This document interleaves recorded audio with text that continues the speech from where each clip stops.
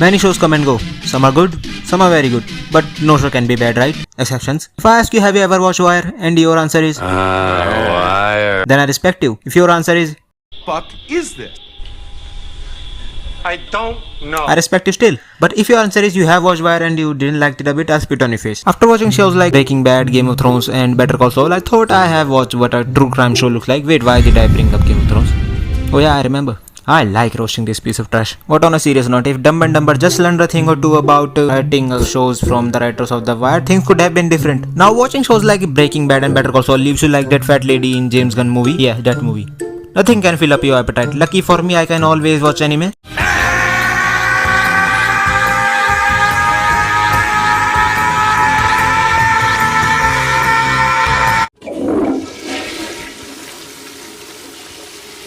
What I liked about Breaking Bad was that it just didn't feel like you were watching a chess game, but every character have his reasoning before their actions, every character's mentality, not for a second you can think why the fuck did this happen? But every character and his movements has is built up from previous episodes and seasons even. You had a feeling that something might happen, but writing in Breaking Bad and Better Call Saul was not as big of a challenge as it was for the Wire's writers. Let me explain. Breaking Bad followed the story of Walter White and his transformation from the cancer saint to the definition of an egoistic, narcissistic and most of all a hypocritical motherfucker. Along the way, we came across many different characters. We began to invest ourselves in their stories, same as we did in Walter's. And sometimes we are watching the show from their perspective instead of Walter's. Every character had a different storyline. Every character had an end for the story. Of course, Breaking Bad did not focus on bad guys that much, even if they didn't feel as raw and natural as you expect from a show like Breaking Bad. And that's the only flaw, but Better Call Saul fixed it. So as a whole thing, Breaking Bad and Better Call Saul covered everything we can expect from a long-running show to cover. But still at the end of the season, it's about how's Jimmy or how's Walter or Jesse maybe. Nobody asked if Walter Jr. gets his breakfast. Better Call Saul indulged in the life of Nacho. Hell, there was a time I didn't give a shit about what was happening with Jimmy. That's great writing. Giving every character their fair amount of time and giving them a fate that goes along with their actions and their current state in the story. When it comes to The Wire, you see its pilot's episode and think, okay, it's about a cop going against a corrupt system of diplomatic hosts to do what he calls the good police work. And the main point of the show is the wiretap investigation, but that was just a nitro fuel for the show to give it a kickstart. I'll say it out loudly. Wire has the best pilot episode ever made. In the very first episode, we got introduced to the major pieces of both sides. We are introduced to the fact that there is just not two sides colliding with each other. What we are witnessing is a societal struggle to bring change. There are just many characters in the game who have different outlooks towards it, and many in the police department who are due to their ignorance or negligence to do the police work or due to their political endeavor letting the game to continue. The game, which is life as an outlaw, basically. Every person in the game have different rules for it.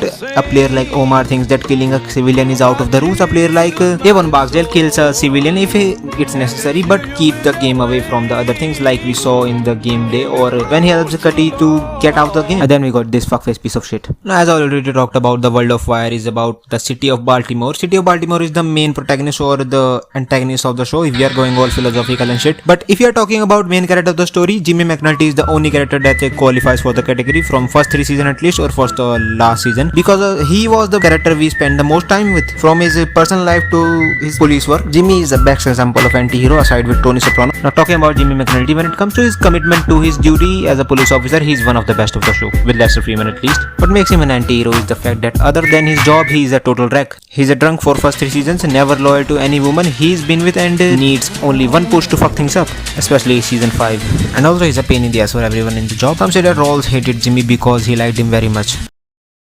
You'll get it if you watch the show. Jimmy never back down from what he thinks he's doing right. Other people in the show think that Jimmy does it just for the sake of feeling superior to them. Throughout the course of the show, he changed a lot. In first season, his wife was in quarrel with him because he cheated on her. He plays his part as a father good.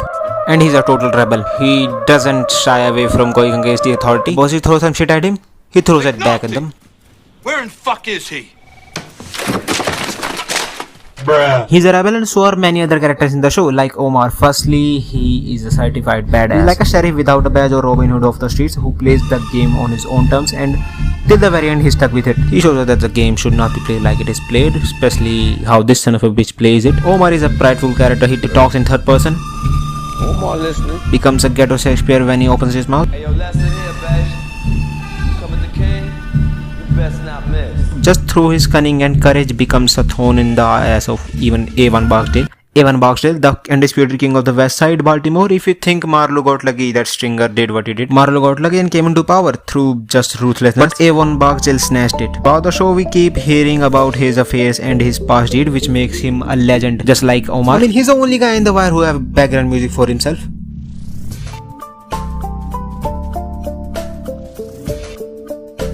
There is no use of music in this show.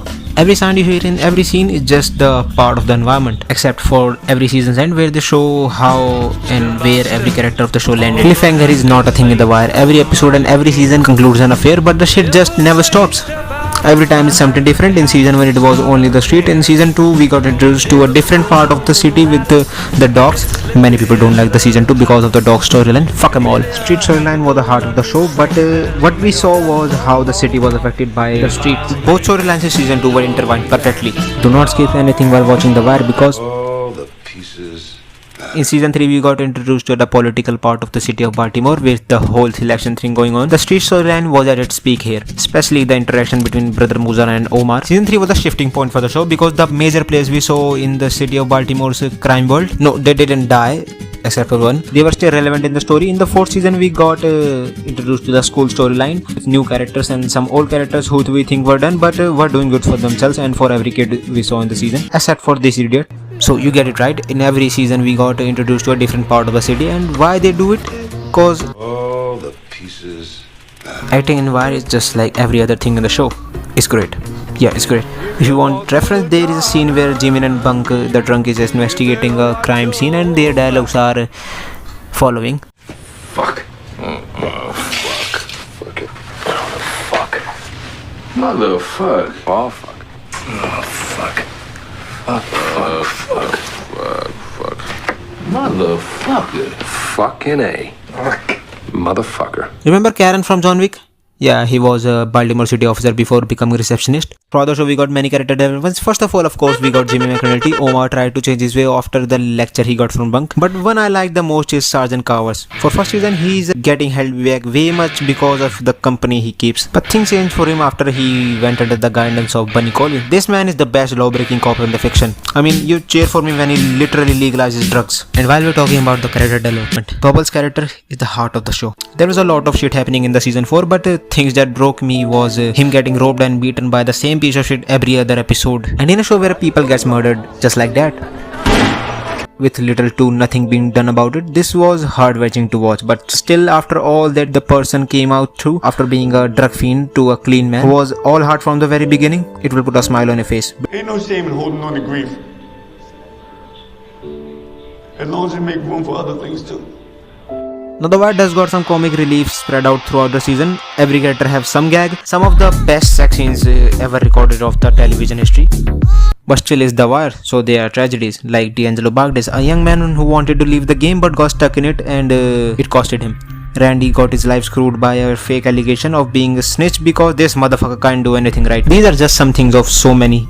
और Lester के बारे में अगर बात करना चाहूँगा तो घंटे लग जाएंगे. A life, Jimmy. You know what that is? It's the shit that happens while you're waiting for moments that never come. People say Game of Thrones killed this character easily. Well, guess what, motherfucker? Here everyone dies the same. Thing about Wire is never makes your character's death grand or takes your sympathy through the shock value. Everything feels natural. Every character, what he got, he had it coming. But nothing is perfect, so the show got some flaws. After delivering an outstanding 4th season, the 5th season was just not a great follow-up for the previous season. If you are going to watch it, then you have to pay attention to everything because this show treats you like an adult. It will never spoon feed you.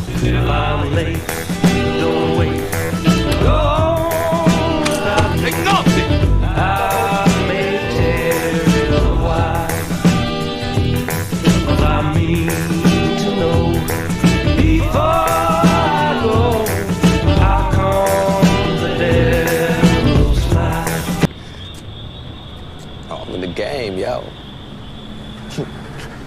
All in the game. Fuck you, asshole!